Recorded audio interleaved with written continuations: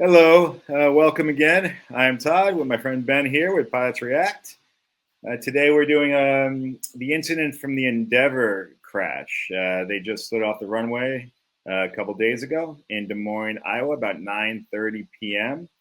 The winds, if I'm not mistaken, were something, yeah, here they go, 310 at 20, gusting to 32.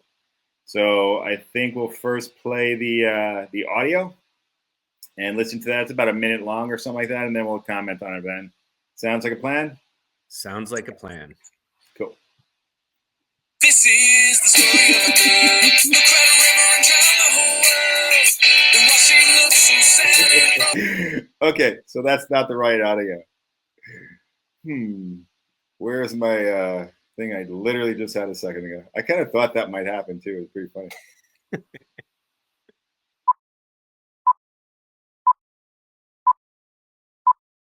A few moments later. There's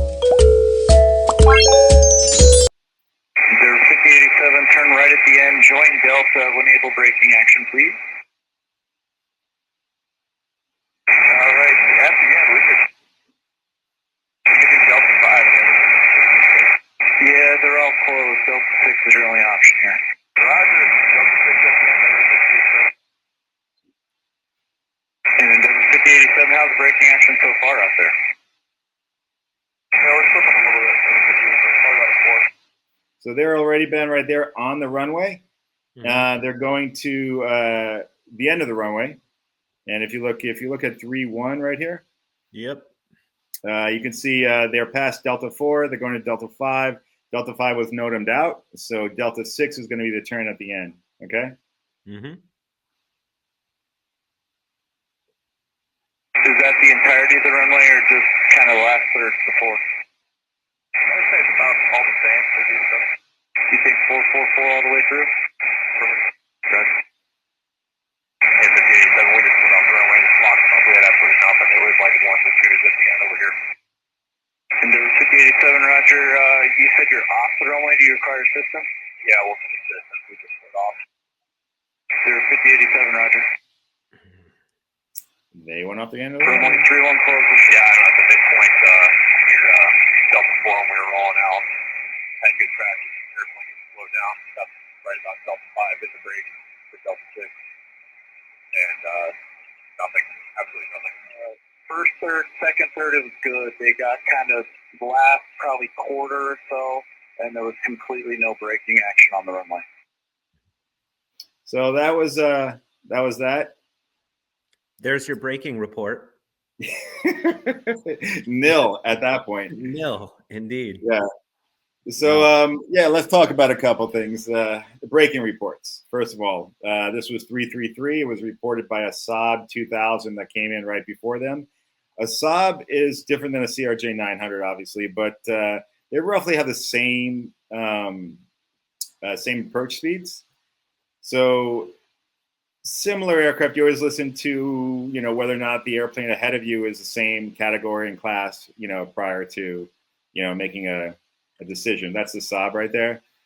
A little smaller is a turboprop, going to have a little bit different braking action. But regardless, here's the weird part, Ben, is that they were fine. They even he said, yeah, we were fine on D4, D5. It's just at the very end they fell off. Mm-hmm. Okay. And the Saab had reported good braking action. They reported good, actually, exactly good. Where did they clear? Which? So I didn't check out the NOTAMs, but from what I heard, he mentioned something about all of them being the only exit you have is Delta 6. So I'm guessing everyone went that way. What happened in between? No idea. Were they going a little faster? But they said, we try to brake. There was nothing there whatsoever. Mm-hmm. I've experienced exactly that. Nil braking action in my Grumman Tiger, and the Grumman Tiger's differential steering. So you just control the brakes on the left and right main gear, and the nose wheel kind of swivels like a shopping cart. So when you have no braking, you also have no steering. So it's something that gets your attention. Now, something that a lot of people probably don't know is that runways are not treated with salt like you would your roadways. So it could have conceivably gone, if I don't know if the temperature just dropped or the dew point shifted or something, that maybe that runway just flashed over into ice, or developed an ice skin right at the right towards the end. It's possible. They said Endeavor landed just minutes right before, or sorry, the Saab landed minutes before Endeavor did. And funny, or not funny really, but right while they were taxiing in, ATC gave clearance or was telling that they had an edict, a departure time in the future for their other company, another Endeavor flight.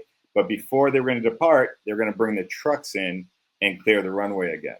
So they were about to clear the runway. It's really super snowy and super crappy. And even the winds, I mean, the winds didn't seem great to me at all. 310 at, gusting to 32, 310 at 20, gusting at 32. That's a on snowy 333 braking action day. Even with the report being, braking good, it's a snowy day. It's going to be hard. But they had control until the very end.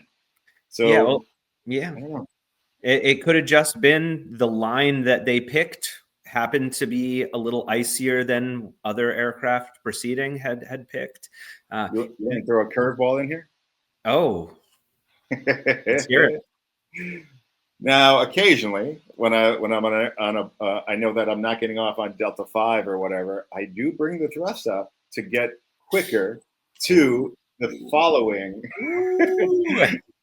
exit. Yeah. I'm just it's a curveball, but generally you don't want to keep yourself on that runway with traffic coming in. Mm-hmm. However, on a snowy, icy runway, I don't know if I would do that, or I don't know if I would go, too much on the thrust.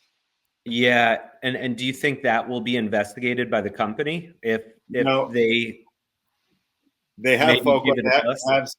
they should be able to see that, but even if they do, I don't think it's pilot error regardless, because adding a little thrust to get through friction and snow and slush maybe sounds reasonable, and then he reported on ATC on frequency. He's like, we had nothing. We tried, we had nothing. So I don't think it's, even if they added a little thrust, so be it. I don't think that it would have mattered much. No, once you're on hard ice, and if it's 0-0, you're along for the ride. It's there's probably nothing that they could have done in that situation. Perhaps they did carry a little more speed when they heard Delta 4, Delta 5 are closed. It's like, okay, we'll get off the brakes a little, let her roll, keep the speed, get off the runway. I know, being a little guy landing on 6,000 foot runways at my home airport is 6,000 feet. I need 800 feet.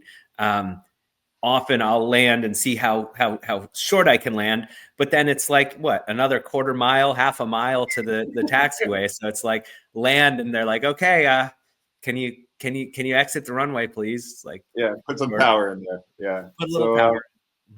Okay, so no one was hurt. I think 58 souls on board, 54 packs, and 4 crew, and they got tugged off, and they closed 3-1, and that was it. Any damage to the aircraft? I don't know that as of yet. I'm sure it has to go through a maintenance, inspection. But yeah, it didn't look.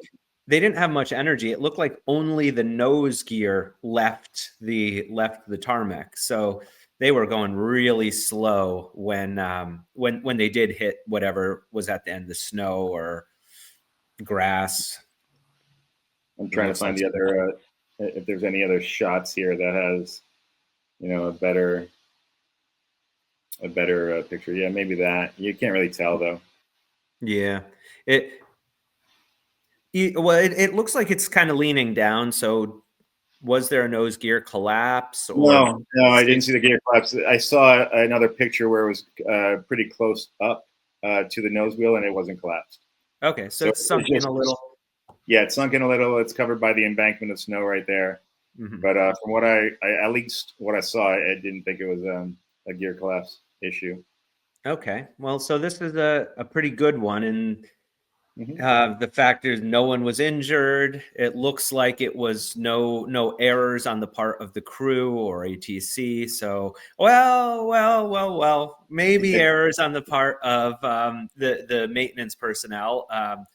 If they had already called for a snow clearing before this airplane landed, they knew that something was up. But I think Yeah, these but things happen. as a pilot, though, I mean, if you get a good report from the Saab and the braking action is okay right prior to landing, and not a lot of changes, you're going to land, and you're just you'll be 100%. cautious.